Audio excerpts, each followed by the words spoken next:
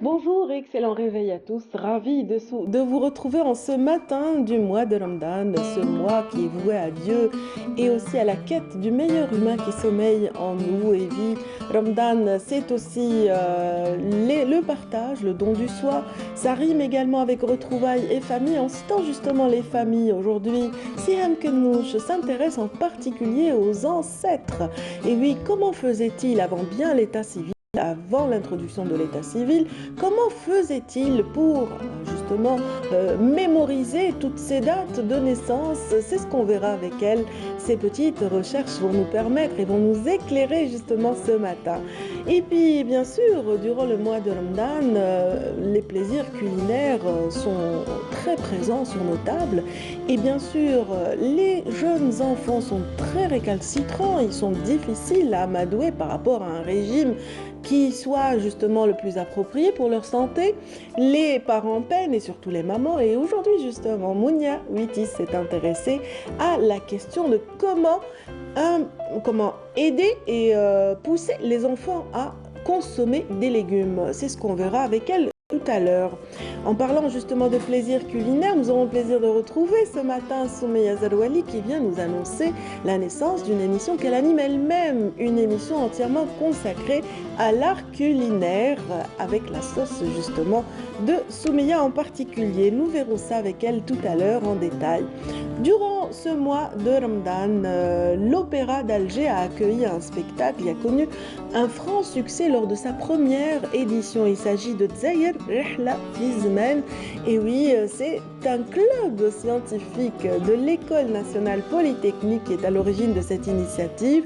Aidé justement par quelques sponsors, ces jeunes ont fait des prouesses et ont monté un spectacle digne des professionnels. On en parlera justement à celui qui a donné une continuité aux différents chapitres de ce spectacle, le conteur qui n'est autre qu'un jeune étudiant qui sera parmi nous, Amine Labès en particulier. Donc, et ce matin, nous aurons aussi le plaisir de parler d'autres soirées durant ce mois de Ramadan, des soirées qui marqueront le début du mois du patrimoine. Et oui, nous sommes à J-1 du lancement de toutes les activités en faveur de notre héritage culturel. Et bien sûr, nous serons, grâce à la présence parmi nous d'un représentant du ministère de la Culture, tous les détails concernant ce qui se prépare, ce qui se tisse en coulisses en matière de patrimoine sous toutes ses formes. Merci encore une fois, mesdames, messieurs, d'être avec nous ce matin. Tout à l'heure, voilà, nous avons donné le sommaire de l'émission, mais tout de suite, nous allons entamer un chapitre que vous aimez beaucoup, la météo, c'est très important, et c'est signé Faliel Chir ce matin.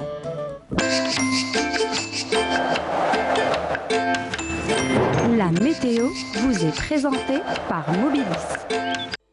Mobilis, معا نصنع المستقبل. Bonjour Feriel. Radia, bonjour. Ravie de vous retrouver ce matin. Merci, moi de même. Ça va? Ça va très bien. Alhamdoulilah. Ça y est, on sent le printemps s'installe un Exactement, peu, hein? mais ça va être de courte durée. Ah, le changement est prévu à partir de mercredi. C'est un drôle de printemps cette voilà, année. exactement. Donc on a de la chance de profiter du soleil, mais en même temps de la pluie qui est là, toujours pluie, la bienvenue. Un petit peu de fraîcheur, c'est toujours intéressant Voilà. quand même. Hein. Avant les grandes chaleurs de l'été, bien sûr, elles seront certainement au rendez-vous. Alors que nous disent les cartes pour cette matinée? Allons-y, Adia, merci à vous et bonjour aussi à tous ceux qui nous regardent ce matin. Excellent réveil à vous tous.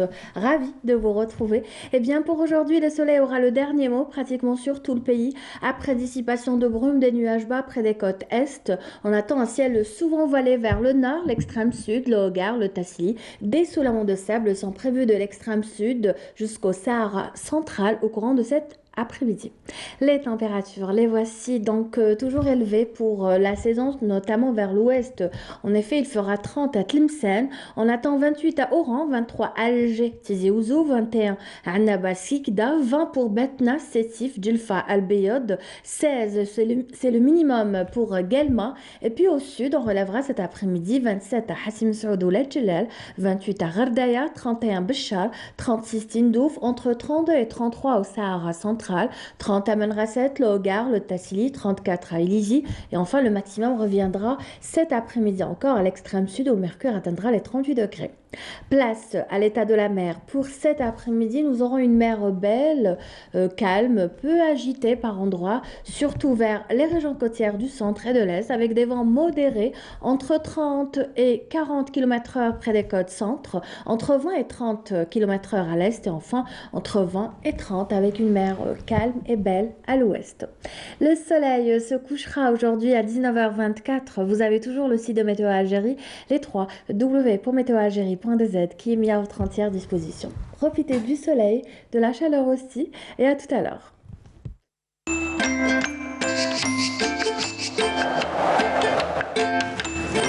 La météo vous est présentée par Mobilis. موبيليس معا نصنع المستقبل. Merci infiniment, Feriel. Donc voilà, ça va être difficile de profiter du soleil et de la chaleur aussi avec le mois de Ramadan, puisqu'on Oui. fait carême. Oui, Mais- c'est vrai qu'on ne profite pas de la beauté Voilà. du printemps, hein, parce que, oui, Mais- pris dans mais le- l'engrenage voilà, du mais la- carême et de ce qu'il impose, oui. effectivement. Exactement, avec la circulation et tout. Mais la bonne nouvelle, c'est le retour de la fraîcheur à partir de mercredi. Donc ça va être rapide. Voilà, ben Inch'Allah. écoutez, j'espère quand même qu'on passera tous une très bonne journée Inch'Allah, avec ouais. ces annonces qu'on vient de découvrir, tout ce qui est des nouvelles du ciel. On vous souhaite une excellente fin de journée, Feriel, et bien sûr, on vous retrouvera, comme vous dites, à midi et à 19h. Vous qui êtes avec nous, ben, on va un petit peu faire un bond en arrière, on va découvrir un musicien, un musicologue qui a marqué les esprits durant les années 80, 70 et 90 également, et voilà, jusqu'en 1999 où il est décédé. Il s'agit de Abdelwahab Salim, et donc on va un petit peu découvrir son univers tout de suite avec cette chanson qui marque le départ de notre émission.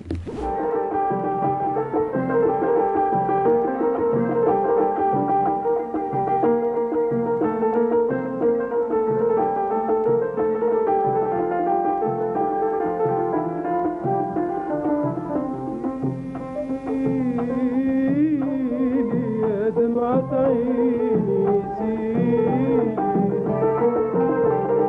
واطفي النار اللي في جنيني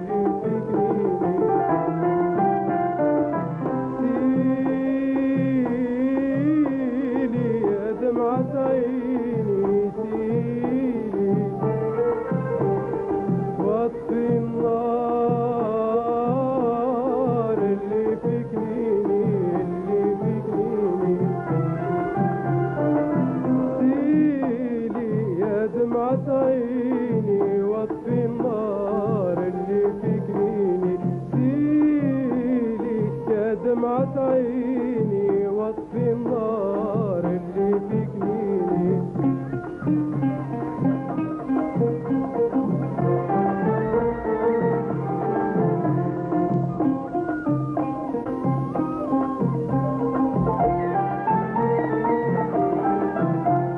يا دمعة عيني ضاع صوابي وقلبي نكوى مفرق أحبابي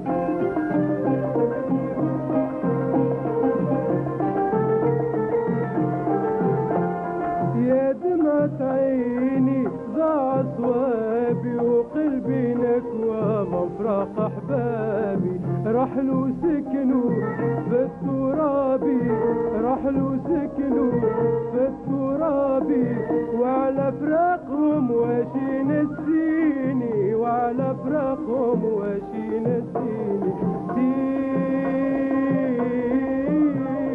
يا دمعة عيني سيني واطفي النار اللي في جنيني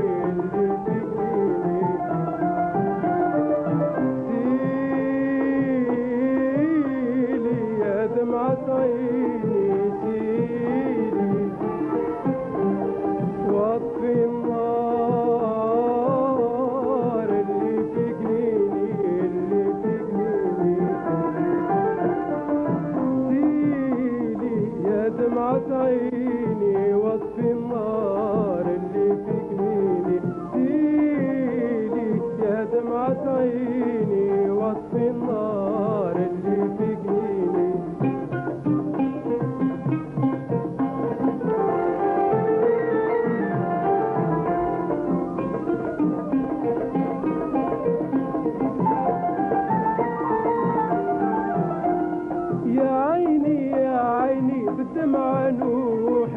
واحكي بأسراري وبوحي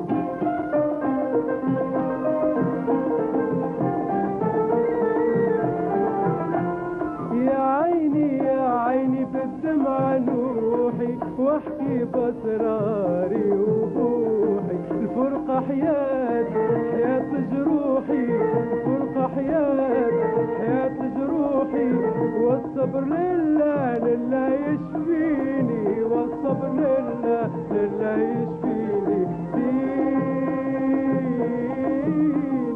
يا دمعة عيني سيلي واطفي النار اللي في جنيني سيلي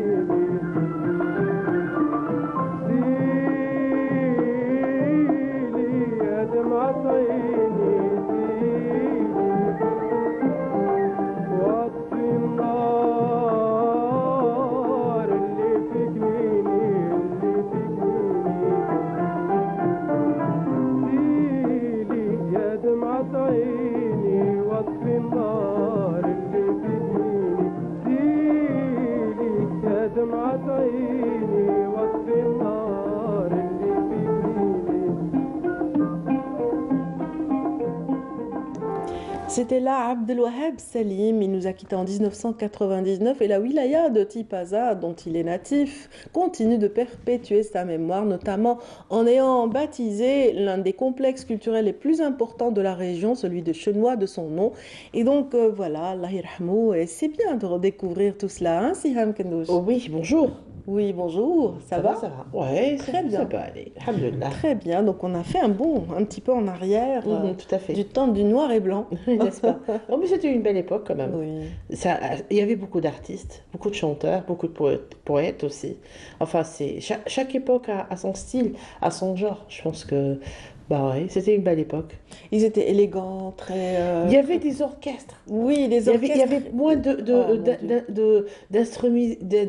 d'instrumentalisation électronique. Il y avait des orchestres. Tout à fait. C'était pas l'ordinateur qui faisait la musique. Vous Non, voyez? ils étaient là, ils étaient bel et C'est bien ça. présents C'est ça. avec leurs Il y avait une instruments. âme. Il y avait une âme. Les cordes, voilà. D'ailleurs, on le voit à l'orchestre, on le voit, il y avait minimum 10 personnes, hein. Donc chacun avec son instrument, chacun faisait parler cet instrument. Donc, je pense que oui, ça avait quelque chose de très spécial, voilà. Une harmonie très spéciale, effectivement.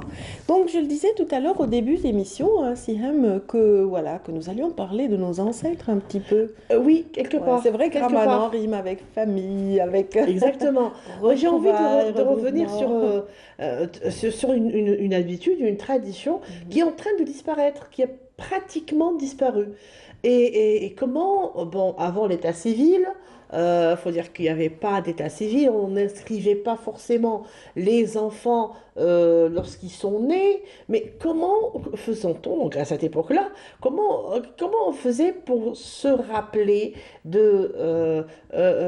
moment de naissance ou de la date de naissance donc de ces enfants? C'était par rapport à quoi? Eh ben, vous Comment, incitez un petit peu ma curiosité parce que je me pose maintenant, je me suis jamais posé la question, comment on mais c'est faisait? vrai, c'est vrai. Et Comment on puis faisait? après, il y a aussi cette transmission de tout Oui. l'arbre généalogique Bah aussi, oui, hein, c'est mais écoutez, incroyable. donc maintenant, nous sommes dans une époque où l'état civil n'existe pas, nous sommes peut-être dans les zones reculées, dans des zones rurales, on a des enfants, comment se souvenir de leur date de Ben, naissance? je vous retourne la question, Siam. En fait, Comme ça, c'est je très dormirai simple. moins bête ce soir. Alors, l'astuce était de choisir des prénoms qui allaient avec cette circonstance ou cette période de naissance. Alors, je vous explique. Un exemple, oui, ça me...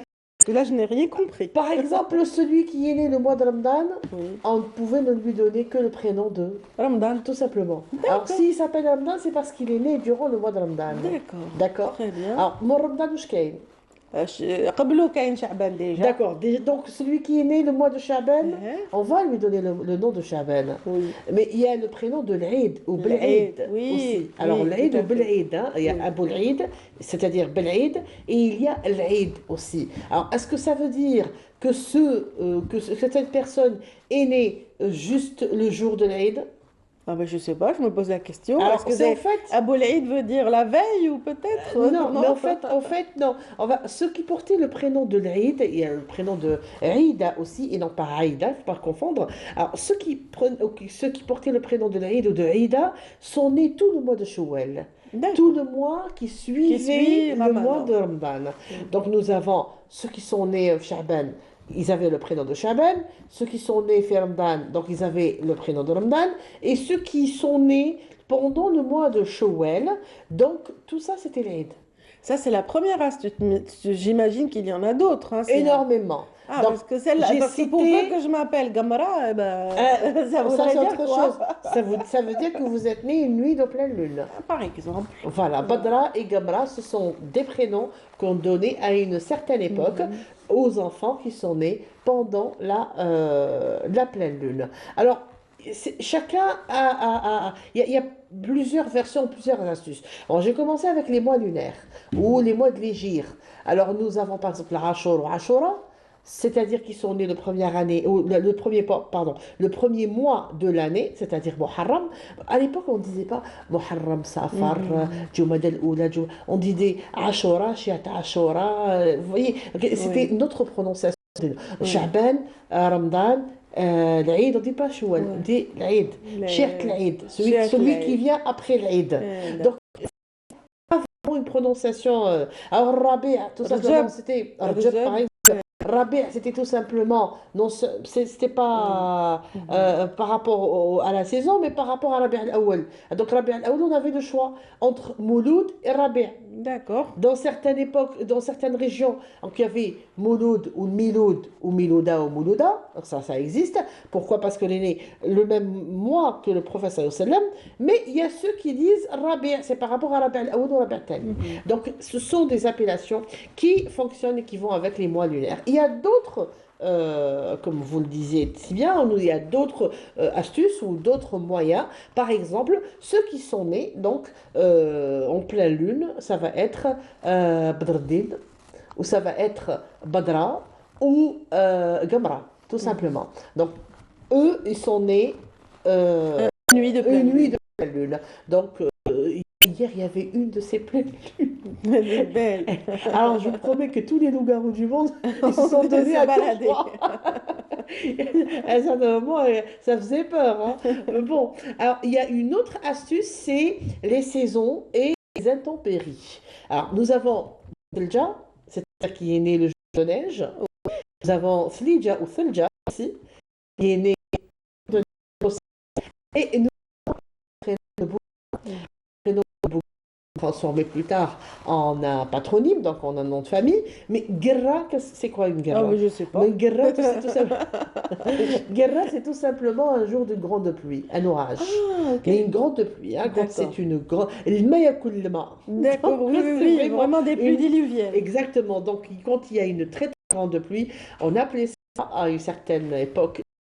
Donc, Bouguereau, c'est celui qui est né quand il y avait le déluge ou quand il y avait donc cette tempête, hein. Donc, vous voyez que ce n'étaient pas des prénoms qu'on donnait comme C'était ça. pas vraiment anodin et Du tout. voilà. Il y avait une autre tradition qui n'avait rien à voir avec le fait de garder la date de naissance, etc. Il y avait une autre tradition, c'est la tradition des mausolées. Alors là, on la retrouve là où il y a des saints patrons et là où il y a une confrérie soufie, Oui. notamment le papa, qui croyait beaucoup. Donc on dit que cette tradition, bon, n'existe plus, mais elle était là jusqu'aux années 50-60, hein, facile. Alors, quand la maman donc, venait de donner naissance à un enfant, et si, notamment si c'est un garçon, on allait voir le Muqaddam ou l'imam de Zawiya. cette zawiya ou de ce mausolée, et ce qu'on appelle cette tradition, le Ktab. Alors, qu'est-ce que c'est le Ktab? Il ouvrait par hasard le livre saint, donc le Coran, et il lisait, et le premier du prophète sur lequel D'accord. il tombait, donc le garçon devait porter ce prénom. C'est pour ça qu'il y a eu Le des... prophète ou alors Dieu aussi, parce qu'on dit Abdallah, Abdel Ça existe Moumen, aussi, tout à fait. Donc des sauf, attributs de oui, Dieu, oui. donc wa kana Allahu ghafuran rahima, donc Abd Mm. Ghafour, ou D'accord, Abd très bien. Rahim. Donc ça dépend, oui, vous savez. Sinon, un nom de prophète. Très bien. Donc, Ça, c'est par rapport au nom, mais qu'en est-il de la date? C'est-à-dire l'année. Comment repérer une année? Bon, il est né, Bousselja est né lorsqu'il y a une grande neige. Mhm. C'était une année où la neige de cette année-là, on s'en rappelle. D'accord. Et donc, Voilà. c'est franchement quelque chose de très, très, qui a marqué la société.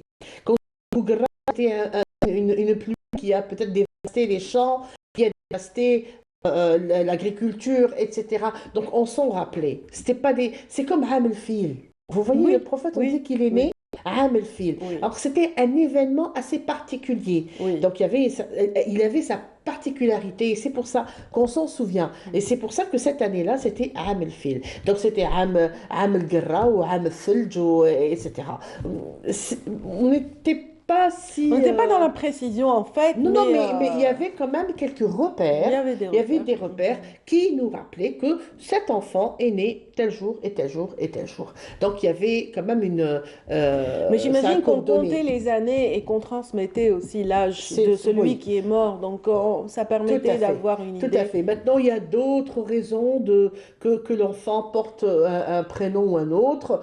Souvent chez nous, vous savez que si je vous dis qu'il y a 70% de prénoms de superstition, Mhm. donc c'est quand même assez extraordinaire. Ouais. On a l'impression que Ça tous ne nos m'étonne pas. prénoms sont des prénoms de superstition, énormément de superstition chez nos ancêtres. Voilà. Oui. Donc je pense que c'est tout un travail à faire et c'est quelque chose d'extraordinaire parce que ça nous ouvre un livre devant cette façon de réfléchir, cette société, comment elle fonctionnait, comment elle voyait les choses. En fait, ils perdaient beaucoup le premier-né, etc. Donc déjà, il y avait cette, Oui, il y avait ces le noms qu'on phénomène du attribue. mort-né. Voilà. Oui, donc on devait absolument La naissance garder, suivante. et du coup, on leur donnait ce que j'ai appelé, moi, plus tard, les prénoms des absents. Hmm. Ah, وهنا بصحبه مش مطيش. D'accord. Ah ouais, il est là, mais مطيش. Ça existe. Ça. Bah oui, ça existe, oui, oui, attention. C'est un prénom qu'on retrouve du côté de Bourj Bouarali, c'est مطيش. Nasa. Ouais. Ça, elle dort. Elle est là, mais elle dort. Donc, elle est là, mais elle est absente. Nasa, Daïcha. Elle est là, mais Oui. elles ne sont pas là, en fait. Vous voyez. Et ça, c'est des prénoms de superstition. Ça n'a rien à voir avec le Bossem ou là, avec Oui. la période de naissance, etc. Mais ce sont d'autres croyances qui rentrent en jeu. Et c'est bien plus tard que nous avons penché vers les prénoms plutôt intellectuels, les prénoms qui nous rappelaient des érudits ou qui nous parlaient. Maintenant, les prénoms romantiques, c'est très, très, très présent chez nous actuellement. C'est très récent aussi. Mhm. Voilà, Radia. Merci infiniment, Mais je Siem. vous en Hein, prie. je dormirai moins bête. Je me suis posé la question, je me suis dit, c'est vrai, mais c'est vrai. On sait à peu près quand est né Oui. tel. Bon, c'est vrai que vers le 19e siècle, on Oui. disait présumé quand l'état civil Tout à s'est fait. installé chez nous, Tout à fait. présumé telle année, présumé Mais si telle vous année. prenez maintenant, si vous prenez, même si il y a une date de naissance, on va dire que, par exemple, Milouda est né le 15 janvier 1938. Je ne sais pas si elle existe cette dame, mais Milouda. Mais si vous cherchez, vous allez trouver que le 15 janvier 1938, c'était un jour de Mouloud, ou c'était le mois du Mouloud. Maintenant, si elle a 80 ans, c'est clair, c'est comme ça. C'est pas Oui. autrement. Merci, Mais merci je vous en beaucoup. prie. Rendez-vous est pris pour demain pour la suite. Inch'Allah. Alors, demain, ça va être un conte, hein, un conte sur lequel duquel on va tirer quelque chose de très original. Une belle morale. Ouais, une originalité. Une originalité, bon, voilà, j'attendrai avec impatience, Inch'Allah, Siem, demain, on a autant rendez-vous. que les plus fidèles qui vous suivent ce matin. Donc, merci d'être là, mesdames, messieurs. Et tout de suite, on va parler, c'est vrai que, on disait, Ramadan rime avec rencontre, retrouvailles, mais aussi ces cérémonies de circoncision qui marquent le mois sacré. Aujourd'hui, on va voir le travail d'une association en particulier et elle a été approchée par Riles Oulhamouda. Dans ce reportage, on va voir le compte-rendu de cette rencontre. Une cérémonie qui a regroupé une vingtaine de familles pour fêter et se préparer à ce grand événement, la circoncision de leurs enfants, qui aura lieu à partir de la deuxième quinzaine de ce mois sacré de Ramadan. Cette année, on a pu organiser l'événement convenablement, car l'an dernier, les conditions ne s'y prêtaient pas. On a finalement réussi à regrouper les familles ainsi que des enfants orphelins. On s'est organisé avec certains médecins bénévoles pour la circoncision de ces enfants, suivant un programme qui s'étendra jusqu'à la fin de Ramadan.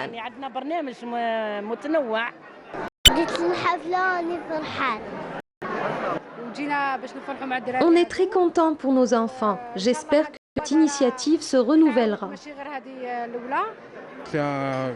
C'est un événement qu'on attendait depuis longtemps. J'espère que d'autres enfants pourront profiter, notamment après Eid al-Fitr. En partenariat avec l'association WAD, plusieurs parties prenantes s'engagent à prendre en charge ces enfants pendant et après la circoncision, en garantissant les moyens matériels nécessaires et un staff médical et psychologique afin que les bambins puissent garder un bon souvenir de ce moment.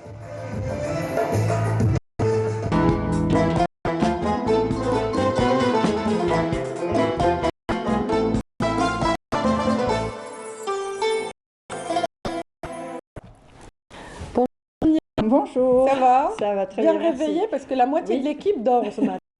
Non, très bien réveillé. Y compris votre interlocutrice Moi, je suis ici présente. Je suis du matin, il n'y a pas de souci.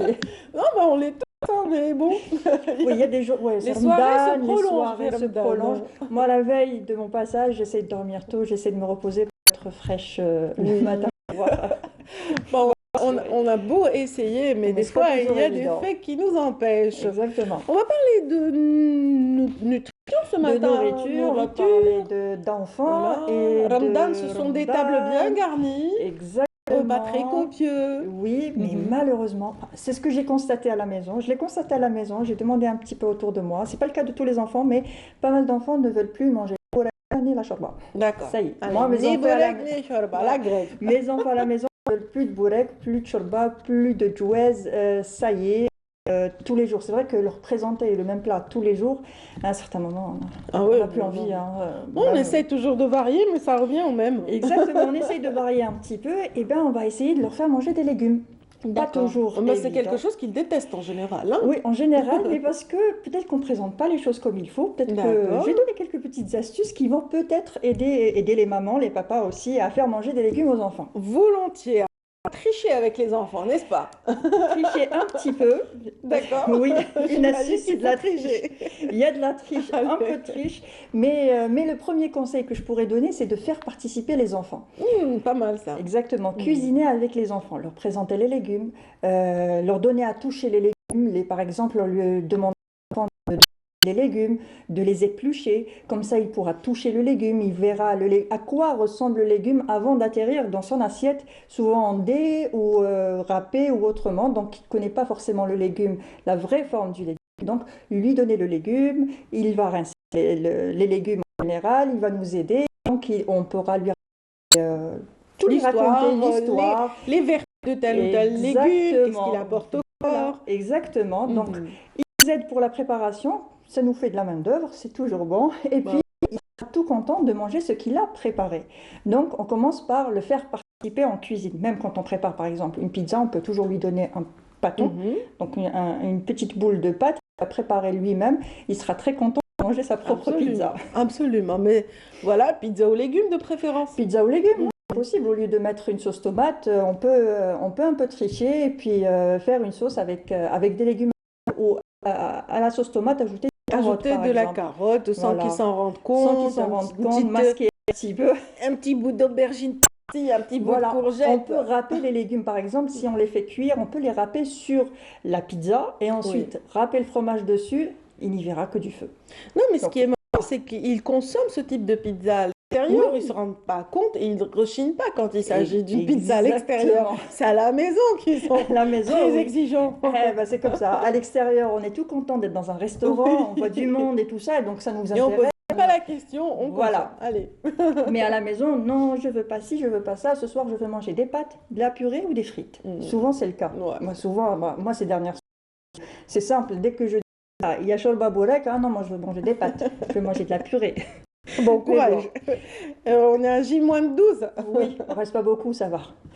Donc, deuxième astuce, alors il faut penser à l'esthétique. Penser à l'esthétique, Voilà. c'est décorer l'assiette. Dresser l'assiette d'une façon ludique, on va dire un petit peu. Ou découper peut-être de façon Voilà, ludique aussi. exactement. Donc peut-être avec une salade faire un visage, par exemple, faire un visage avec les œufs durs, faire les yeux, la laitue pour les cheveux, et puis la carotte en fond pour le visage, la bouche avec de la tomate, ça fait du rouge. Et puis lui proposer, il sera tout content de manger. Il va te dire, moi je vais manger les yeux, je vais manger la bouche, ce genre de choses. On évite la vinaigrette parce qu'en général, c'est un peu, ils n'aiment pas trop ce qui est acide. L'acidité. Voilà, exactement. Donc on évite un petit peu la vinaigrette. On propose une petite sauce au yaourt, par exemple, ou de la mayonnaise de temps en temps, ça fait pas mal. Ou une mayonnaise maison, c'est encore mieux. On peut créer une chevelure avec de la mayo. Oui, on peut créer une chevelure, on peut dessiner pas mal de choses. Voilà, par exemple, là, c'est des petits pois avec du fromage comme une couronne. Et on peut des faire bouts ça. de concombre, Voilà. d'œufs et... La bouche avec la tomate, donc on peut s'amuser. Il y a il y a pas de limite. Oui, c'est large, Les limites, c'est éventail, votre voilà. imagination, exactement. Un autre conseil, manger la même chose que l'enfant. Souvent, quand on prépare quelque chose pour les enfants, on ne mange pas la même chose. Donc on prépare un plat pour les enfants et nous, on mange autre chose. Et là, c'est une erreur qu'on fait souvent. On devrait manger des légumes comme on donne les légumes aux enfants. On se met des légumes dans l'assiette parce que les enfants, souvent, observent et imitent beaucoup les parents. Donc s'il vous voit manger des légumes, il mangera automatiquement des légumes. Peut-être pas autant, mais il fera pareil. Je l'ai même constaté. Je vais vous raconte ma vie aujourd'hui. Une petite anecdote, allez. On va aller dans la cuisine de Voilà, Mouna. exactement. Alors, j'ai préparé un plat de chou-fleur. Beignet de chou-fleur en sauce. Oh là là, le chou-fleur, c'est la bête noire de toutes les mamans. Eh bien, devinez quoi? Je prépare le chou-fleur en beignet, sauce, avec le poulet, tout ça, un classique de la cuisine algérienne. Et je prépare un petit plat à côté pour les petites, étant sûre qu'elles n'allaient pas du tout apprécier le chou-fleur. Donc je me suis dit, allez, je vais préparer un petit truc à côté. Et pour nous les adultes, ça sera du chou-fleur. Et bien, une fois que j'ai servi papa et maman avec du chou-fleur, elles ont regardé, qu'est-ce que vous mangez? J'ai dit, on mange du chou-fleur. Mais moi, j'adore le chou-fleur. Tout simplement. C'est très contradictoire. Exactement. Alors que si j'avais proposé le chou-fleur directement, elles auraient dit non. Ça sent pas bon, c'est pas bon. Ça sent pas bon et tout ça. Alors depuis, elles adorent le chou-fleur parce qu'elles nous ont vu manger du chou-fleur et du coup, à chaque fois, j'en fais même pour elles. D'accord. Alors ça, c'est pour manger la même chose. Donc manger les chou-fleurs, manger les légumes, la même chose que les enfants. Alors, il y a une autre astuce. C'est de masquer un petit peu, de camoufler les légumes. Ça, c'est la première proposition. Voilà. De tricher. De tricher. Camoufler, mais pas toujours camoufler. Alors, on camoufle de temps en temps, mais on leur propose aussi des légumes pour qu'ils voient la couleur, la forme, les légumes, ce que c'est que les légumes en réalité. Mais on peut toujours aussi camoufler de temps en temps, pourquoi pas, faire par exemple un flan de légumes, un gâteau classique qu'on prépare, par exemple un gâteau salé plutôt. Voilà, une tarte à la courge, une quiche, voilà, une quiche avec des épinards. Voilà. Faire passer... Bon, les épinards, ils les démasquent tout de suite, mais... J'ai ma petite astuce. Alors, au lieu de mettre des épinards, aubergines les aubergines fondent très bien. Les courgettes aussi, ça peut passer. Exactement. Mais pour les épinards, il faut juste les faire revenir à la poêle, sans les faire bouillir ou quoi que ce soit, les faire revenir à la poêle avec ce qu'il faut. Donc, un peu d'ail, un petit peu de beurre, les assaisonner comme il faut. Ensuite, mixer j'ai perdu le mot. Oui, on parlait des épinards. Oh, voilà. Des épinards. Voilà, mixer les épinards. Donc on les mixe, ça fait comme une purée. On rajoute un œuf, on rajoute un peu de crème fraîche ou un peu de lait, ça dépend. Et puis on met ça dans un fond de quiche, un fond de tarte, et on met ça au four.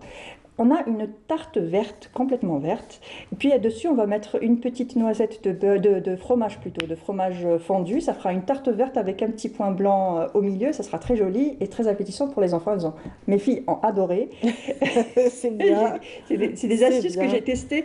Donc les filles ont adoré. On redemandait en plus. La tarte verte, j'aime bien. Sans leur dire que c'était des épinards. Notre amie Soumeya se lance aussi dans une émission culinaire. Elle va vous virer, Miaouitis. Il n'y a pas de souci. Vous empiétez sur ces plates-bandes, on en a des recettes ce matin. Mais bon, mais Bon, là, c'est pour les enfants un petit peu, donc voilà. Là, elle s'intéresse aux adultes. Vous focalisez essentiellement sur les enfants récalcitrants par rapport à la consommation des légumes. Des légumes. Aussi, une autre astuce, comment masquer les légumes, c'est de les paner. Parce que les enfants, en général, adorent le poisson pané, la viande panée, en général, ils adorent ça. Donc, on va préparer des croquettes. On a l'habitude de préparer des croquettes de pommes de terre, mais cette fois-ci, on va faire des croquettes de carottes, des croquettes de petits pois. Il faut juste préparer une purée de carottes à laquelle on ajoute une petite purée de pommes de terre. Comme ça va bien tenir. Puis après, une panure à l'anglaise, donc dans de la farine, rendre compte. Voilà, dans l'œuf et puis dans la chapelure. Ils ne se rendront pas compte, ils vont adorer. Alors, les laisser utiliser les mains. Souvent à table, non, on ne mange pas avec les mains, c'est avec la fourchette, le couteau, la cuillère. Bon, il faudrait que le plat s'y prête aussi, hein. On ne peut pas faire manger de la soupe avec les mains. Donc, préparer par exemple des chips de courgettes, des frites de carottes. Et les laisser manger ça avec une sauce au yaourt ou avec une mayonnaise, par exemple. Donc, ça sera plus simple pour eux de les manger. Ça sera un petit peu amusant aussi pour eux. Et bien sûr, pour Sauf que c'est de la friture, dommage. Mais oui, bon, c'est de la friture, mais c'est bien, les enfants peuvent tolérer. Une fois de temps en temps, oui, ça fait pas de mal. Une Oui, fois de temps absolument. en temps, voilà. Tant que c'est bon et que c'est bien. Et pourquoi pas. Et puis, pour finir, enchanter leur plat. Comment enchanter leur plat? Alors, si malgré tout ce que vous avez essayé, ça ne marche pas, vous pouvez toujours enchanter les plats en racontant des histoires et en associant des vertus magiques aux ingrédients ou aux légumes que vous proposez à vos enfants. Des super pouvoirs aussi voilà. pour les épinards. Pourquoi pas? Popeye. On a grandi avec ça, nous. Popeye qui mangeait des épinards et puis qui avait, super musclé, qui avait beaucoup de force. De la carotte pour avoir un joli teint, des petits pois pour mieux voir. Donc raconter des histoires autour de ça, peut-être s'inspirer. Il n'y a qu'à dire que Superman mangeait des carottes, par exemple. Voilà, s'inspirer justement des dessins animés qu'il regarde.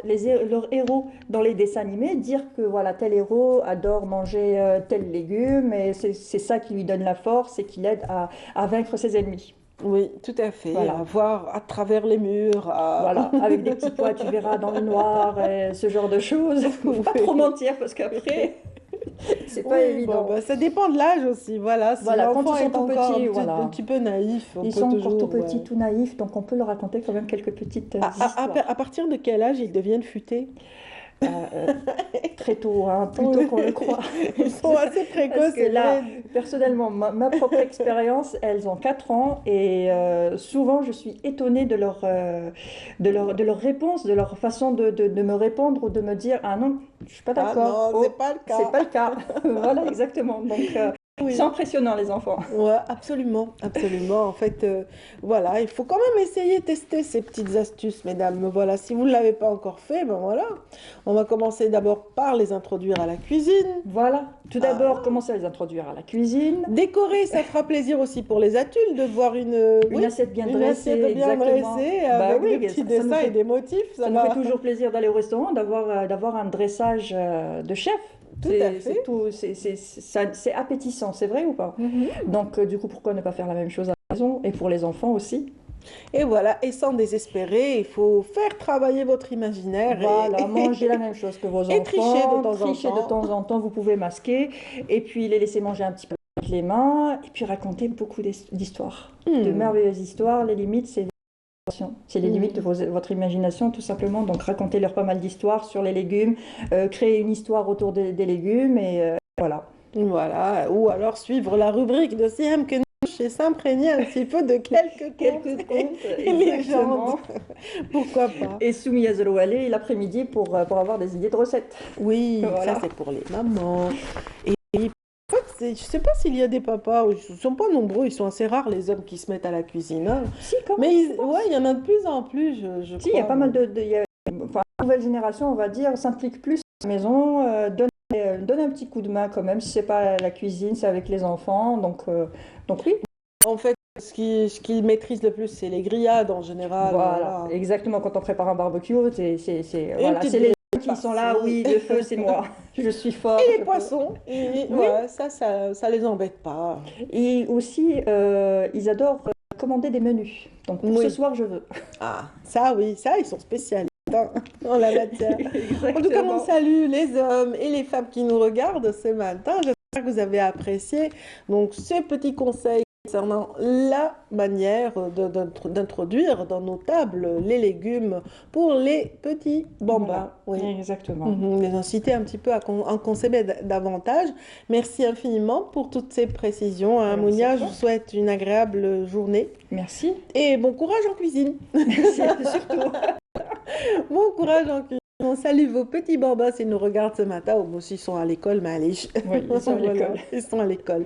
Et voilà, je vous souhaite en tout cas une agréable matinée en notre compagnie, mesdames, messieurs. Tout de suite, on va retrouver notre amie Soumeya Zolwali, mais avant, quelques petites images que vous aimez d'ailleurs en petite balade. Allez, on y Ouais. va.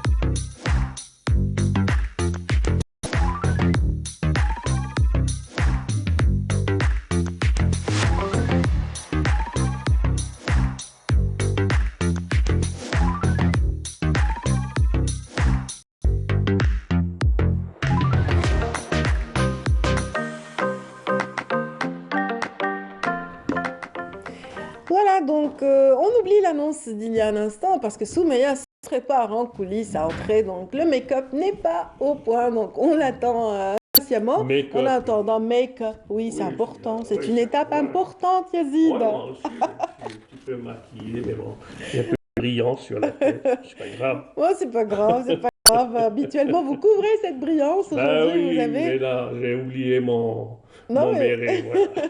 Allez. Bienvenue, J'ai Yazid bien Ak aimé Mahmoudi. la chronique de notre consoeur sur les prénoms, sur Oui, les... c'est elle. Oui, sur... Oui, elle nous a fait un petit voyage dans l'histoire de nos ancêtres et de la manière dont ils Et faisaient pour oui. marquer la naissance de leur Quand elle petit. parlait de superstitions, Oui, tout ça, oui, etc. oui, oui. Et moi, j'ai pensé à Ma'achou. Ma'achou, oui, On c'est dit vrai. Ma'achou pour Oui. qu'il Pour qu'ils survivent. voilà, pour qu'il survive. Il y a un super Ma'achou aussi. Ah oui, ça c'est carrément une bande dessinée. Et Idir aussi, c'est comme Ma'achou. En Oui. kabyle, Idir, Yidder, ça, il va D'accord. vivre aussi. Donc, Oui. En En général, c'est quand il y a voilà, plusieurs décès comme ça qui surviennent dans une famille et de peur que le suivant n'ait le même sort, donc les mamans ont tendance à donner en ce plus, c'est prénom. le Ayasha. Oui, voilà, Ayesh, Aïch, Voilà. ouais, tout ça. Puis pensez à notre grand réalisateur, Oui, Aïch. oui, Voilà. oui, Allah yarhamou. Il nous a quittés comme ça, oui. Oui. Aïch, donc, qui a offert quand même à nos archives de très beaux documentaires Ah concernant oui, oui, oui. les villes algériennes et Et leur puis un grand histoire. documentaire sur la Palestine, Oui. Jab. Tout à fait. Il a été, je pense, en Cisjordanie, où il a filmé la naissance du premier, l'autorité palestinienne, en fait. Il a été revoir cette communion et cette retrouvaille entre Abu Jaber et son fils palestinien. Oui. Vraiment, c'est un documentaire... Et l'un des travaux aussi qui nous a marqué, c'est l'hommage subtilement rendu à ces inconnus de la Révolution à travers un documentaire extraordinaire, à travers aussi des missives retrouvées, recherchées minutieusement entre des combattants d'ici et de l'autre rive, et qui racontent de fort belles Oui, manières. pour le 60e Oui, anniversaire, oui. il va être rediffusé, je Oui, pense. absolument. On espère revoir en tout cas ces documents ô combien précieux pour raconter l'histoire algérienne, autant que les écrits, n'est-ce pas? Oui, aujourd'hui, je voulais parler en fait de comment célébrer la mémoire des illustres écrivains algériens, de cette noblesse de l'écriture et qui aujourd'hui, peut-être, on n'a pas un lieu où l'on peut se recueillir, où l'on peut y aller revisiter un peu les traces de ces grands écrivains. Aujourd'hui, par exemple, il y a des maisons d'écrivains, mais qui ne sont pas réhabilitées en musée. Oui. C'est carrément, il y a des maisons qui sont squattées, des maisons qui sont oubliées, il y a des... Donc, Mais il n'y a pas cette réflexion par rapport à la mémoire, oui, effectivement. parce que hier, on en parlait, par exemple, la maison de Pablo Neruda, qui est devenu carrément un musée, qui est Tout à visité, fait. etc. et tout. Je me suis dit, pourquoi ne pas parler de La ça? maison de Mozart, Oui, par la maison exemple, de en Mozart, Autriche. Victor Hugo, Oui. en France, etc. Et la seule, je pense qu'il y a eu en 2004, à Annaba, la maison de Hassan Dardour qui a été classée musée. Je pense, ça fait quand même en 2004, mais par rapport à d'autres... Il y a Mouloud Mammri aussi en Kabylie, donc il y a toujours sa maison qu'on peut visiter. Oui, mais en fait, il n'y a pas ce travail en fait de classer ces maisons. Mais ce n'est pas une tradition, c'est Oui, ce que vous voulez je dire. pense il faut qu'il y ait un classement de ces maisons, Oui. bien sûr, entre les municipalités, le ministère de la Culture et les héritiers. Oui. Il y a un travail pour récupérer ces maisons et les ouvrir au public, y aller se recueillir et nourrir un peu, se nourrir de l'univers de ces grands écrivains. Par exemple, le Kateb Yassine, qui était au centre familial de Benaknoun. Pourquoi sa maison, par exemple, ne serait pas ouverte? Ne serait pas ouverte à la visite. Oui. Et puis les gens qui y habitent, peut-être, ils les indemnisent, ils leur donnent ailleurs, mais la maison doit être quand même un haut lieu de culture, un haut lieu de recueillement pour ces grands écrivains qui ont marqué ils méritent au moins ça.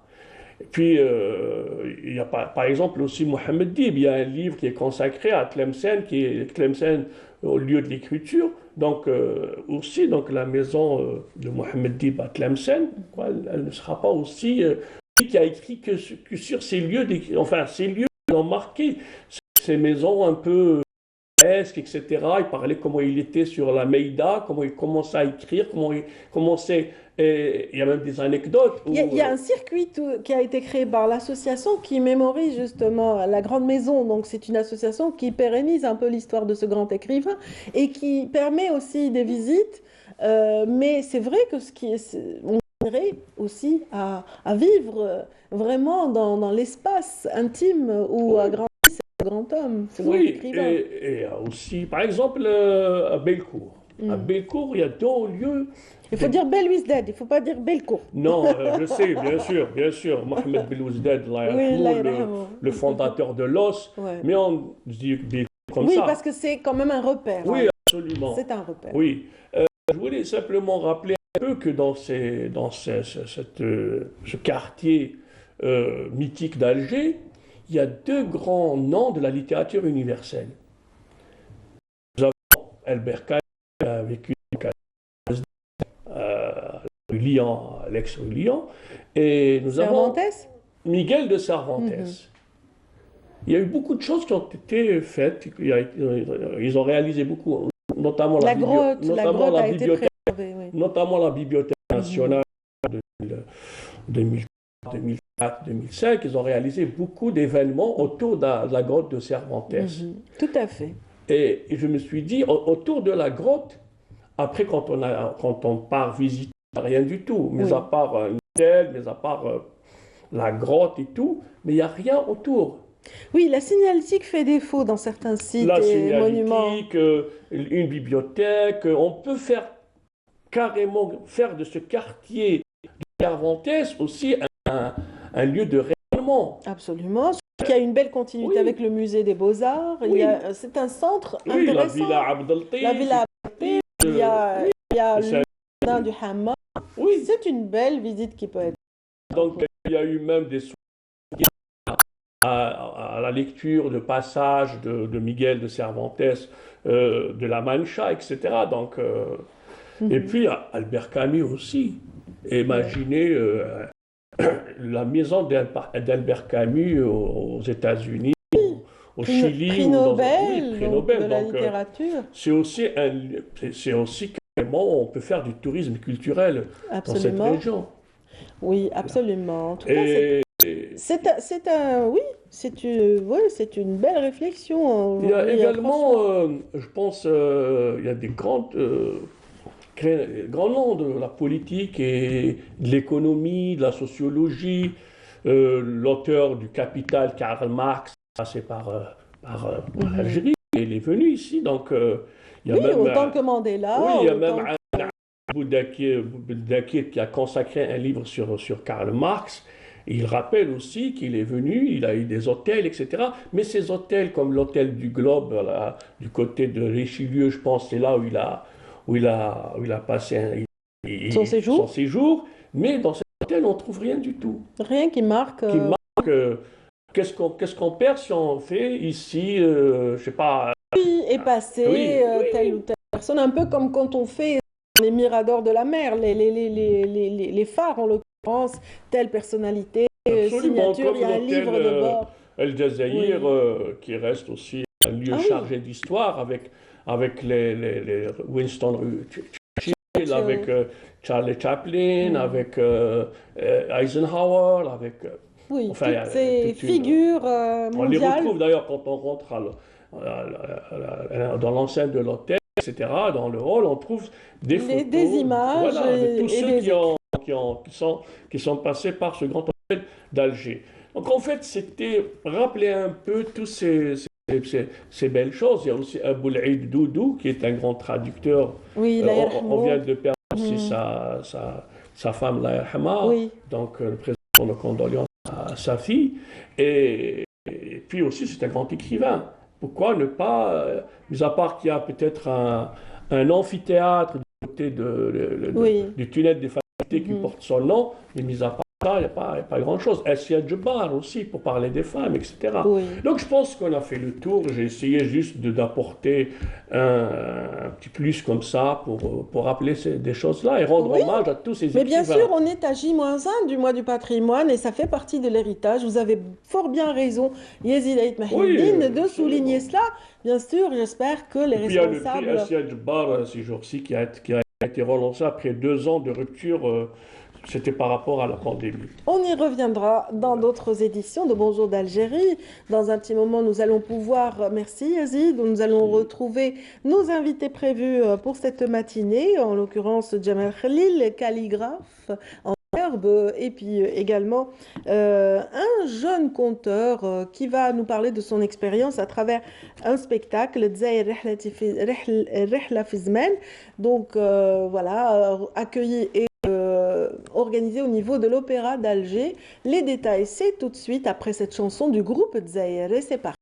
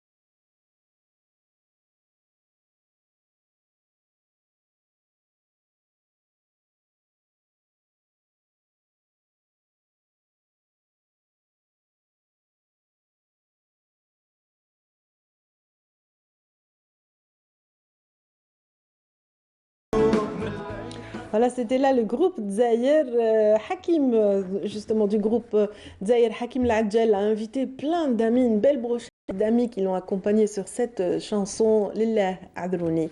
En parlant de chansons, en parlant d'art de manière générale, les manifestations culturelles sont multiples et diversifiées durant le mois sacré de Ramadan à travers les différentes institutions culturelles. Aujourd'hui, nous allons mettre en avant et mettre l'accent sur deux d'entre elles, en l'occurrence une exposition dédiée à la calligraphie abritée actuellement par l'espace de la galerie Rassim. C'est en plein cœur de la ville et un des participants est parmi nous. Il s'agit de Messoud Khlifi Jamel, c'est bien cela? Oui. Voilà, vous êtes calligraphe et vous prenez part à cette exposition collective, n'est-ce pas? Oui, tout d'abord, je vous remercie de cette invitation. Je suis peintre et en même temps calligraphe, autodidacte depuis plus de 25 ans. 25 ans, mais on ne va pas raconter l'histoire tout de suite. On va d'abord souhaiter la bienvenue à celui qui vous accompagne sur ce plateau, donc Amin Labbas. Amin Labbas, bienvenue. Vous êtes étudiant en Polytech, n'est-ce pas? Exactement. L'École nationale de Polytech qui a en son sein donc un petit foisonnement intéressant à travers un club scientifique. Exactement. Vous l'appelez donc entre vous la CAP. Le CAP, oui. Le Club d'activité polyvalente. Le club d'activité polyvalente, donc dont vous faites partie. Exactement. Et qui s'est distingué par justement un spectacle réédité pour la seconde fois et abrité par l'Opéra d'Alger. Donc Rahla, plutôt Dzahir Hafizman. C'est bien cela. Exactement. Quel a été votre rôle? J'ai été narrateur. Narrateur sur le spectacle. Vous avez cousu un petit peu les différents chapitres de ce spectacle. Exactement. Le détail, on y revient tout de suite. Après, justement, une petite discussion avec notre ami calligraphe, Jamal Messaoudi, non, c'est Messaoudi Khlifi, c'est ça? Voilà, Messoud Khlifi. Messoud Khlifi, donc bienvenue encore une fois. Merci. Donc vous êtes à l'affiche donc dans la galerie Rassim. Ouais. Qu'est-ce que ça vous fait? C'est une galerie quand même mythique. Hein? C'est vraiment extra, c'est joli parce que علاش يعني حاجة مليحة دي غالري هكذا في ألجي. L'Algérie, accessible, pignon sur rue. Voilà, c'est pour le peuple, c'est pour كما نقولوا باش يشوفوا الفن تاعنا والتاريخ تاعنا والباتريمون algérien. Très bien. Voilà. Donc l'exposition a débuté déjà il y a 10 jours, c'est bien 10 ça? jours, oui, le 10 حتى le 1er mai. Jusqu'au 1er mai, donc vous êtes visible dans cette galerie. Voilà. La calligraphie, c'est une histoire de famille chez vous, n'est-ce pas? Oui, j'ai mon frère qui a fait les beaux-arts, mais il a fait la spécialité de décoration sur bois. Oui. Mais lorsqu'il vient dans la maison, il يجيب معاه les bouquins de la graphie. نحب نتعلم حبيت هذا التريك هذايا عنده un roseau هذاك يحب يكتب به l'encre كذا. Et ça va, vous avez supporté dès le premier jour le contact à le roseau? C'est difficile un peu. C'est difficile quand ça grimpe. C'est difficile. Le roseau, c'est une plante de nature de bambou. Difficile celui-là. Oui. Mais la plume, c'est plus facile. En tout cas, plume, roseau, pinceau donnent des œuvres remarquables que nous allons tout de suite découvrir à travers ce compte-rendu de Sabrina Khlifi qui s'est rendue sur place. Donc elle a visité la galerie et l'exposition en cours et nous allons découvrir grâce à elle les premières images de cette expo. Dans notre modernité, où chacun tapote sur une tablette ou un smartphone, il existe un art qui vient de la nuit des temps, qui apporte une autre vision du savoir-écrire, la calligraphie.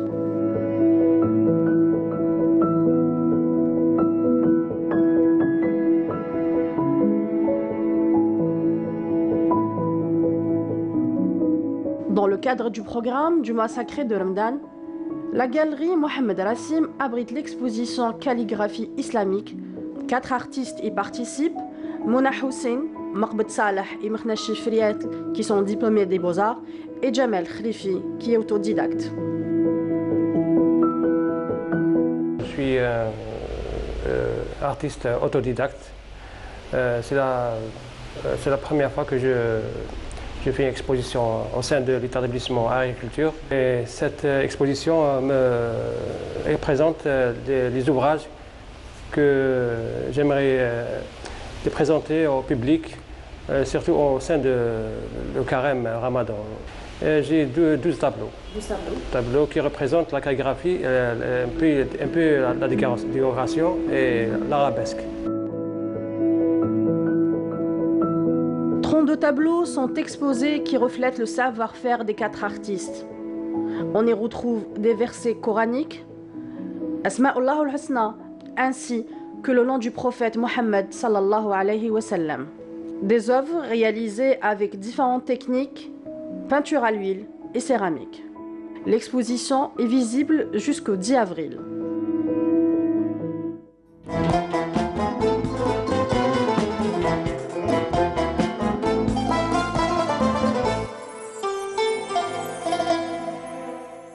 Amine, ici présent, a beaucoup aimé. Vous avez vraiment été séduit par... Vous aimiez déjà, on le sent. Oui, j'aime beaucoup surtout la poésie arabe et l'écriture en général parce que tout ce qui est artistique m'attire en général. Très bien. Vous avez été narrateur sur le spectacle dont on parlera dans un instant, mais on continue de discuter avec notre ami d'abord. Donc votre frère vous a... contaminé, transmis l'amour de la calligraphie et vous vous êtes perfectionné au point de ne pas vous limiter au papier à ce support de prédilection. Donc vous avez testé plusieurs supports par la suite. Voilà, j'ai perfectionné dans le domaine de la céramque, Samigdar, Khazaf el-Fenni. كان des ateliers que خدمت معاهم tels que Boumehdi, Toufiq Boumehdi de Kouba et Lazoug. Ce sont des ateliers prestigieux يعني عندهم اسم وعندهم مكانتهم يعني في السوق. عندهم سواء ناسيونال ou international. Tout à fait, معروفين. Et ils vous ont ouvert les portes parce que vous aviez cette passion. Voilà, عطاوني فرصة عطاوني واسمو باش نزيد نبرفكسيوني ندخل في مجال واحد آخر اللي هو في اختصاص الخزف الفني وجي خدمت يعني حتى واسمو لي زوتر في لي موسكي اسماء الله الحسنى خدمت في مثلا في لي سيتي ريزيدونسيال يعني j'ai fait pas mal de choses voilà. Au niveau de en la 25 ans, j'imagine qu'il y a une diversité de travaux, machallah, qu'on peut retrouver un peu partout. Voilà. Bravo pour tout ceci. Bravo également à nos amis étudiants donc, qui se sont lancés aussi un peu comme vous, autodidactes. Vous vous êtes lancés, vous avez réussi. Eux aussi, ils vont réussir dans les domaines artistiques et pourtant ils sont dans un créneau scientifique, essentiellement Polytech. Hein. Mais là, c'est un spectacle haut en couleur que vous avez proposé à l'Opéra d'Alger, qui l'a complètement adopté et pris dans sa programmation. Donc vous en êtes à la 2e édition. Exact. Qu'est-ce qu'a apporté la nouvelle édition? Il y a eu du neuf? Oui, il y a eu des additions. Il y a eu par exemple une peinture d'une toile en direct de la ville de Constantine, les ponts, Je seulement à l'accord. Par exemple, il y a eu ça. Et on a fait quelques modifications dans la scène théâtrale. On a essayé de perfectionner un peu. Mais globalement, c'était la même chose. Voilà. C'est un orchestre vraiment composé d'étudiants qui est monté sur scène. Exactement. Et vous avez raconté l'histoire de l'Algérie. Depuis quelle époque à quelle époque? Du 8e siècle jusqu'à l'indépendance, c'est-à-dire 1962. Oui. Voilà. Donc c'était pas facile. Il y a justement cette Andalousie que vous racontez si bien au départ.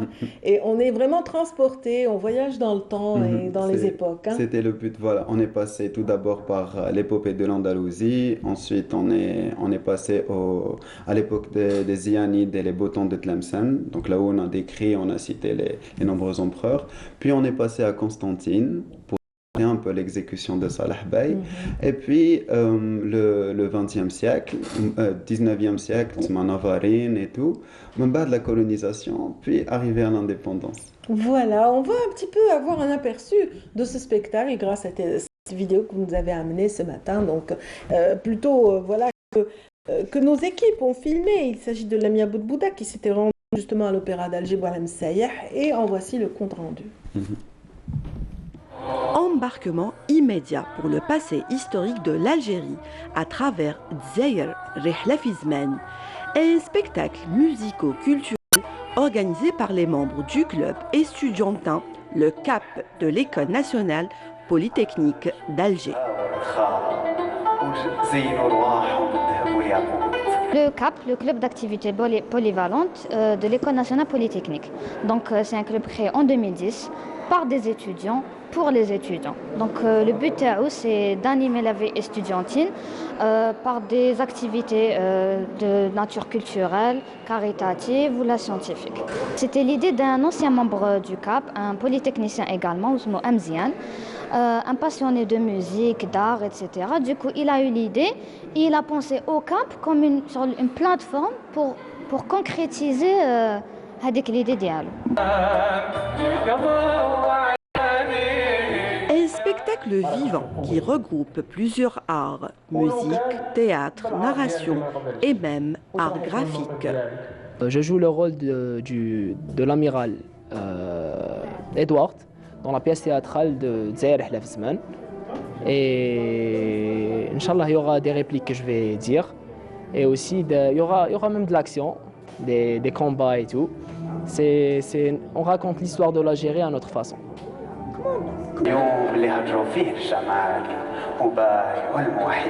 Zahir Hlafzman a mis la lumière sur la riche histoire de l'Algérie du 8e siècle jusqu'à l'indépendance. Amin El Abbas, le Hakawati, nous a permis de faire le point sur les différentes étapes et haltes de notre histoire.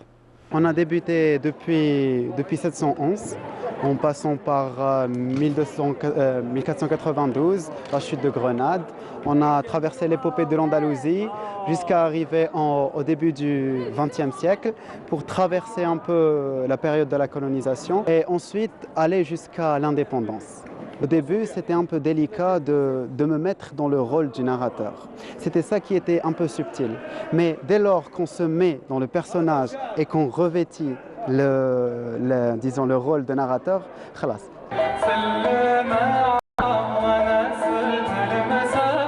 L'orchestre musical nous a fait voyager et a rendu hommage à de grands noms de la scène musicale algérienne comme El Hachmi Grouabi et El Badji. Franchement, c'était très émouvant. Ça nous a fait rappeler un peu l'histoire de l'Algérie. C'était riche sur tous les plans. Sincèrement, c'était super. Les activités qui m'ont décidé de partout, في le territoire national parce que vraiment حاجة مليحة من كوتي ثقافة من كوتي ثاني راح نحافظوا على الثقافة تاعنا وتساعدنا باش نزيدوا نتعلموا l'histoire تاعنا. C'était vraiment magique, c'était merveilleux. On a appris l'histoire à travers la musique. La partie qui m'a plus marquée, c'est la partie où il y avait les moudjahidines, les filles qui portaient le haïk. C'était très touchant et ça nous a permis d'apprendre plus sur l'histoire de notre pays. Zahir Hlafzman, un spectacle haut en couleurs qui mérite encouragement. Bravo les capistes!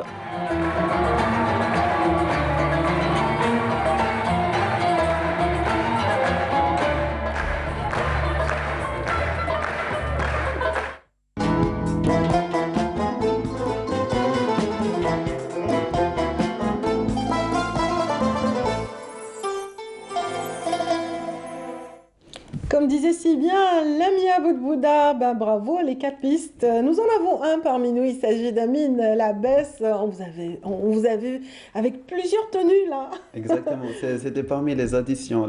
Dans la première édition, il y avait pas beaucoup de costumes, mais dans cette édition, il y avait beaucoup plus de costumes. Et voilà, ça a rajouté une touche beaucoup plus artistique et historique. Voilà, non, en tout cas, ça a l'air de plaire. Hein. En tout cas, le public est sorti ravi de cette rencontre avec vous. Exactement. En fait, on s'est rendu compte, d'ailleurs, c'est l'équipe organisatrice de la première édition qui a relevé ce point. C'est qu'il y avait lieu de renouer les liens avec l'histoire. On a un patrimoine très riche. Et si on ne le met pas en exergue, si on ne le met pas en évidence ainsi, de la sorte, donc on ne va pas en profiter, on ne va pas jouir de toutes les de notre toute patrimoine. cette richesse, effectivement, parce que ça s'étale sur plusieurs siècles. Voilà, donc exactement. Et donc on a essayé avec une ribambelle d'art, donc musique, théâtre, narration, voilà, vidéo, reportage. On a essayé un peu de retracer, voilà. Voilà, un pari gagné. En tout cas, c'était un spectacle bien ficelé selon les personnes qui y ont assisté. Et puis, on a un orchestre digne vraiment de professionnels, hein. Et ce sont tous des étudiants. Bon, majoritairement tous des étudiants ou là des diplômés. Mais en tout cas, ils sont sortis de fraîchement. Polytech, tous, Non, pour la plupart. l'orchestre, c'est uniquement l'orchestre qui m'a fait بزاف تاع Polytech, mais autre chose, c'est l'équipe organisatrice, l'équipe de la scène théâtrale, le narrateur, en l'occurrence moi, donc on a كامل من Polytech. Voilà. Très bien. En tout cas, les sponsors vous ont fait confiance et ils avaient bien fait de parier sur vous, n'est-ce pas? Exactement, je tenais à les remercier vraiment parce que voilà, ils nous ont fait confiance. Et bon, je tenais à remercier tout d'abord le concepteur de l'événement, Monsieur Amzian Yousfouali, qui est un ancien capiste. Bon, capiste, c'est le mot qu'on utilise Oui, bien pour, sûr, entre voilà, vous. pour les membres du CAP. Et donc, pour l'équipe conceptrice d'abord, parce que c'est eux qui nous ont déroulé le tapis pour qu'on puisse ainsi faire. Et aussi l'équipe organisatrice de cette édition, parce qu'ils se sont donné corps et âme pour vraiment mettre sur pied cet événement. Donc voilà, et tous qui nous ont soutenus de près ou de loin. Voilà, la fierté se lit sur votre sourire, Amine, hein. On Merci sent que beaucoup. vous êtes content, que voilà, le travail a porté ses fruits. Bravo à toute l'équipe. C'est vrai que la première Merci édition, beaucoup. il y avait eu un démarrage difficile, hein. C'était un petit retard au début et tout, mais là, Exactement. tout était nickel Oui, cette on année. a essayé d'apprendre un peu des aléas, des erreurs pour toujours perfectionner, aller plus haut, aller plus fort, toujours. Oui, autant que nos calligraphes, donc 4 calligraphes, mesdames, messieurs, sont présents actuellement à la galerie Rassim, dont parmi nous, justement, nous avons parmi nous aujourd'hui M. Khalifi Jamel, qui aussi a partagé des travaux sur différents supports lors de cette exposition, visible jusqu'au 1er mai, n'est-ce pas? Oui, oui. C'était important aussi de mettre en valeur cette partie du patrimoine, la calligraphie et l'héritage. Oui, c'est très يعني حاجة مهمة سيرتو في رمضان المبارك يعني حاجة مليحة بوغ لي سبيريتويال تاع لو موا دو رمضان وحاجة مليحة ثاني بوغ لو بوبل تاعنا والشعب تاعنا باش شوية يحس هذاك يتذوق شوية الفن. يتذوق النفحات تاع الفن هذايا. Je remercie l'établissement Agriculture pour cette invitation. Oui, c'est vrai qu'on n'a pas dit au début, c'est sous la houlette des établissements Agriculture que cette exposition fut organisée durant ce mois de Ramadan jusqu'au 1er mai prochain. On vous souhaite bon vent et beaucoup de réussite. J'espère qu'ils seront nombreux à rejoindre la galerie Rassim. Bien sûr, maintenant ils le savent, hein, ceux qui nous suivent ce matin savent qu'ils doivent s'arrêter impérativement pour encourager nos artistes ici présents. Merci à vous. Merci. Donc un dernier mot, Amine? Oui, bon, voilà, je voulais tout d'abord remercier parce que vraiment il y a lieu d'appuyer sur le point et aussi de dire que les fonds récoltés ou tout ce qu'on a reçu, elle est destinée pour le Jamaïat Nour al-Amal, c'est pour les enfants cancéreux. Oui. Donc en plus de l'aspect culturel et historique, on fait aussi dans le caritatif. Voilà, donc, oui, c'est en hommage à un étudiant que vous avez perdu. Exactement, hein, il y a j'allais en parler. Monsieur Najib Ben Farih, à la base c'était pour lui et il est décédé justement la première édition, donc on a continué dans le but de faire le bien et bien le faire. Voilà, bravo. Merci Voilà qui est bien dit, Amine El Abbas, futur conteur, qui sait, hein, en tout cas, il s'est initié de fort belle manière à la narration durant ce spectacle, qu'on a appelé donc Zaïr Rihla Fizmen.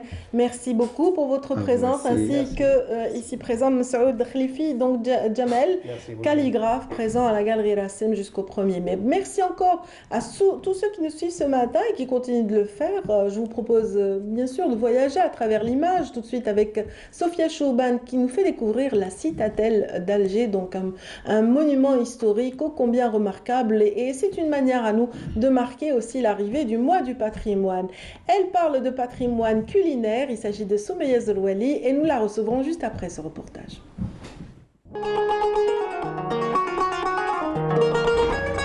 Ce magnifique site historique bâti en 1516 par les frères Babarrouch a été longtemps le siège de l'autorité politique durant la régence ottomane. Le Dey l'a construite justement pour ses besoins lors de son déplacement vers la citadelle, qui était déjà une structure militaire. Et dû aux insécurités du pouvoir, il s'était déplacé vers la citadelle. Et donc cette mosquée, c'est une mosquée à Khotba, du vendredi, qui recevait les hauts dignitaires. Elle a la particularité d'être une mosquée, on dira, donc elle est de rite hanafi. S'étendant sur 1,5 hectare, le site doté de plusieurs fortifications sur les hauteurs de la Casbah comprenait 7 batteries de 200 canons qui protégeaient la citadelle et ses habitants des invasions étrangères. Donc, bonjour les dégâts. Si des aménagements successifs ont altéré l'ancien bâti par l'installation de casernes de l'occupant français.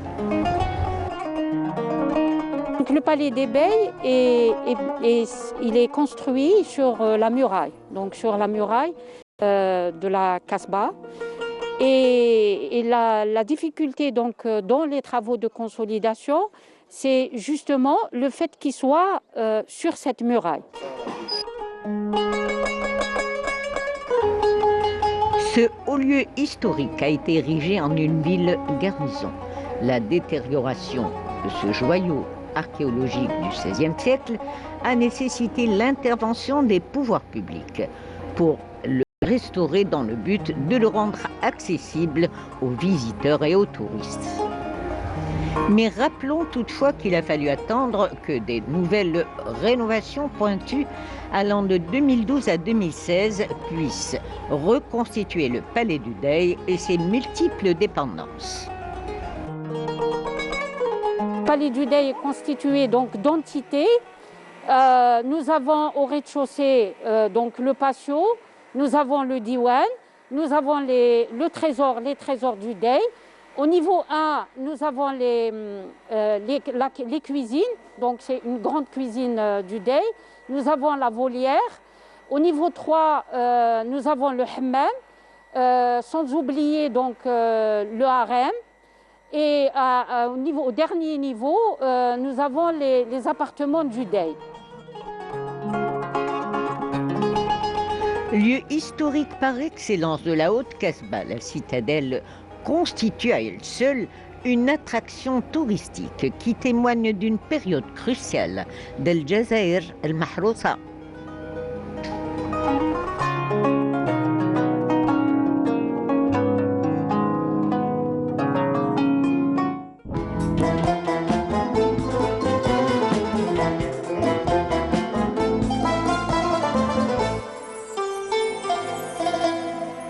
Merci à Sofia Chouban de nous avoir permis de découvrir le processus de réhabilitation et de restauration de la citadelle d'Ar Dey. Donc ce monument, ce joyau architectural qui domine la Casbah, il est visitable. Donc vous pouvez profiter du mois du patrimoine pour voir un petit peu les ailes déjà prêtes de cette citadelle. Et aujourd'hui, nous parlerons de patrimoine, mais autrement avec Soumeya Zerouali qui vient de me rejoindre. Bonjour Soumeya. Bonjour Nadia, ça va? Très bien, très bien. Alhamdoulilah.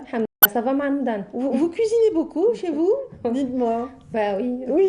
Vous Quand aimez? je cuisine pas à la télé. Vous aimez? Parce que là, on va vous découvrir en cuisine ce mois de Ramadan. C'est ça, exactement. C'est déjà parti depuis hier. Oui, une nouvelle aventure pour moi en tout cas. Donc l'art culinaire, on voyage mais autrement. On voyage à travers donc nos produits du terroir, à travers donc nos chefs cuistots également qui sont assez doués. Vous avez dit chef et c'est vrai que vous l'avez intitulé Tour du chef dans ce nouveau concept, cette nouvelle émission qu'on va découvrir déjà dans cette cet avant-goût qui sera donné par le teaser de l'émission. Allons-y. Ça.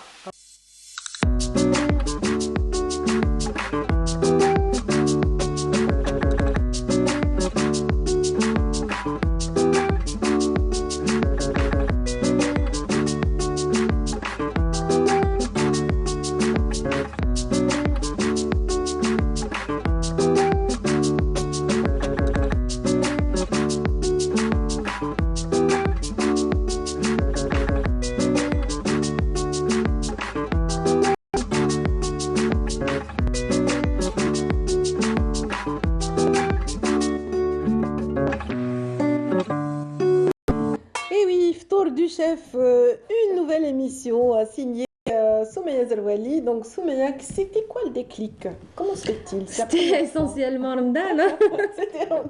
C'était essentiellement Ramadan, donc on a pensé à faire... Peut-être le déclic, c'était dans Tahwissa, parce qu'on avait... j'avais commencé à rencontrer des Oui, gens. à rencontrer des chefs cuistots, donc Slimane Saadoun, que je salue ce matin.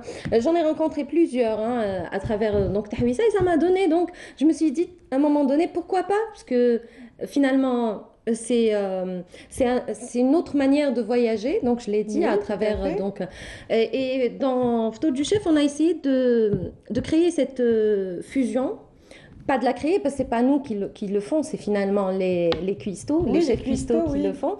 Donc tout au long de quand j'ai découvert leur création culinaire, ils nous emmènent par moments en Inde, par moments ailleurs, enfin en Asie, en Europe. Et c'est un peu une fusion entre la gastronomie algérienne et les cuisines du monde qu'on va faire découvrir aux téléspectateurs tout au long de l'émission Ftour du chef. Ftour du chef, donc qui passera désormais à 14h20 quotidiennement ou, Oui, tous les jours à 14h20. On a commencé à diffuser donc hier le premier numéro. C'était à Bni Hawa. C'était en extérieur, le premier numéro. On l'a fait ça en extérieur. Oui, on a même essayé de... Enfin, on l'a fait, on a cuisiné du pain à la braise, donc dans un four traditionnel, c'était assez particulier. On a planté un arbre, l'arbre de Canal Algérie, par là même dans Ftour du chef. On a des images de tout ça? On a des images qu'on peut voir, donc... Ah bah avec plaisir, moi quand j'ai tu envie veux, de voir l'arbre de Canal Algérie, moi je suis curieuse de voir. Allons-y, c'est parti. Allons-y. Ça va, alhamdoulilah. Wallah, bien, alhamdoulilah. Alors, aujourd'hui, on a fait Bni Hawa. Et si on est là, c'est pour un peu découvrir les spécialités de la région de Bni Hawa. Bien. Le gingembre, Curcuma. excellent pour la santé d'ailleurs. Le curcuma aussi, Curcuma. anti-inflammatoire. En fait, je me trouve dans une situation critique parce que je commence à avoir des larmes aux yeux. Ça, c'est l'oignon. Je crois que الريحة راهو نزيدو شوية في العكري. Lui, par contre, il décroche pas. Il y va. Waouh! Regardez le résultat. Oh là là. En plus, ça sent très bon. Hein? Alors, du pain cuit à la braise. Du pain cuit à la braise. Et donc, avec du bois qu'on a. C'est l'arbre fruitier de Canal Algérie. Allez, on va le planter. Qu'est-ce qu'il nous faut? Ouais. Il nous faut un fitou. Un quoi? Un fitou. Une casserole, un tagine, c'est bien. Tu vois, à la D'accord. maison, moi, je ramène le tagine. Pourquoi on appelle tant fait tout? Finalement, c'est le chef qui fait tout. Ah, C'est pas exactement. la Ah, alors là. Et c'est grâce à elle. Hein. Entre-temps, moi, je pleure un peu. Ah oui, tu pleures à cause de l'oignon. Ne pleure pas.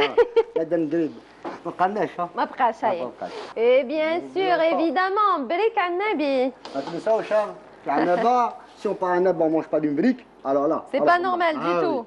Sentir un petit peu, j'ai envie de sentir. Tu sens même l'acidité du jus de citron, Ouais. tu vois. C'est dommage qu'on n'ait pas des l'option تاع نبعثوا لكم شويه Ah, ريحه عندنا هنايا في les odeurs. الكوزينة. Faites Mais bon. attention, ça traverse même l'écran quand on est convoité. Bien vu. Ça traverse l'écran, oui. 100% فطور على النبي. On se retrouve sur la table du ftour. Chef. On y va, Sraïdi, hein. Allez, chef, après notre salade. Après notre salade, nous Ah. c'est bon. On Eh, se c'est bon retrouve pour la salade de dans thon. un moment pour notre deuxième plat. À tout de suite. شتي Voilà. Ça veut dire أو طلع c'est bon. Le miel, de la région. Produit du terroir de la région donc enfin de Béjaïa, de Tichy. Exactement. تاع واحد الخدام تاعنا. D'accord. نخلوه سيربريز ولا اكزاكتومون تاع السو شيف تاعنا يخدمها هاي. Youssef qui est en train de nous aider depuis tout à l'heure. Merci Youssef pour la qualité de ton miel. Et nous avons donc notre nougat glacé. Je souris quand je parle du dessert, c'est normal. Nougat glacé, mesdames et messieurs. Oh, les chefs, voilà. On a fait un petit voyage entre Chlef et Béjaïa avec les chefs, notamment Slimane et Ahmed Agoun. Non, Saadoun. Slimane Saadoun et Ahmed Saadoun, qu'on salue. Oui, très sympathique. Oui, un il y vrai avait Zoubir personnage. Hamlet qu'on a vu également, qu'on salue, c'était à Bni Hawa, belle région en tout cas. Qui dépend de Chlef aussi, donc vous avez pas mal tourné dans Chlef apparemment. On a pas mal tourné dans Chlef, Bjaïa, Bni Hawa, Alger, Zeralda. On a fait un peu le tour de différentes régions du pays pour avoir un avant-goût surtout sur les différentes spécialités. Oui, et vous vous faites toujours avoir, Soumaya, parce que vous prenez l'étape qu'il ne faut pas prendre. C'est-à-dire l'oignon. Vous faites revenir l'oignon sur toutes les émissions et vous pleurez, bon sang. Je me suis fait avoir. J'espère que vous avez rectifié le tir à la fin. Oui, non, c'était juste lors de ces deux émissions. C'était vraiment, je sais pas, l'oignon était assez fort, il n'était pas doux du tout. Mais bon, c'était une belle c'est une belle expérience qui débute. Donc, on a commencé à diffuser hier. Et qui se termine par une bonne dégustation. Hein. C'est vrai. Voilà. Et puis, on aura l'émission Talaïd également avec les gâteaux. Les gâteaux traditionnels de l'Aïd. Voilà. Très bien. Donc, on rappelle un petit peu, ça s'appelle Ftour du chef, un nouveau-né Canal Algérie qui a débuté ses diffusions hier, donc c'est à 14h20 au quotidien si vous avez envie de vous inspirer de ces chefs qui savent y faire. Oui, et puis je tiens aussi à remercier Amina Dehiri, la monteuse, qui a participé, qui a contribué également à la préparation de l'émission. Oui. Non, en fait, au montage de l'émission, je dirais. Elle a contribué, parce que le montage c'est une deuxième réalisation finalement. Donc Amina, Bachir Bouras, Halim Boualak, des collègues que tu connais. Monteur, oui, voilà. Salut. Également Jawad Tej, également. Donc voilà. Donc, c'est l'équipe un peu. C'est l'équipe, également l'équipe technique de tournage, également toute l'équipe technique, voilà, qui a contribué également à mes côtés pour la réalisation de cette émission de Ftour du chef. Merci infiniment d'avoir participé à la nôtre. Soumeya ce matin pour je fais partie de Bonjour oui, également. Absolument, mais vous êtes venu exceptionnellement aujourd'hui pour annoncer la naissance de ce nouveau-né. Donc, Ftour du chef, mesdames, messieurs, voilà qui est dit par rapport à cette émission. J'espère que les dames qui nous suivent, ou les messieurs aussi, hein, ils sont concernés aussi par la cuisine. Les meilleurs cuisiniers sont des hommes. À la preuve. Tous les chefs que vous rencontrez, il n'y en a pas une femme. Tous, hein, pas tous. Il y a eu des femmes au milieu. Oui, il y a eu des femmes. Ça viendra, la prochaine fois, on va en parler. Excellent. Donc, merci beaucoup, Soumeya Zelouali. Merci à toi. Merci à tous ceux qui nous ont suivis ce matin. Merci pour votre attention. Je vous souhaite une excellente fin de journée et un bon ftour, même si c'est loin un petit peu, mais on va anticiper. C'est encore tôt, mais on anticipe. Merci à toute l'équipe qui nous accompagne ce matin, celle du Studio 7.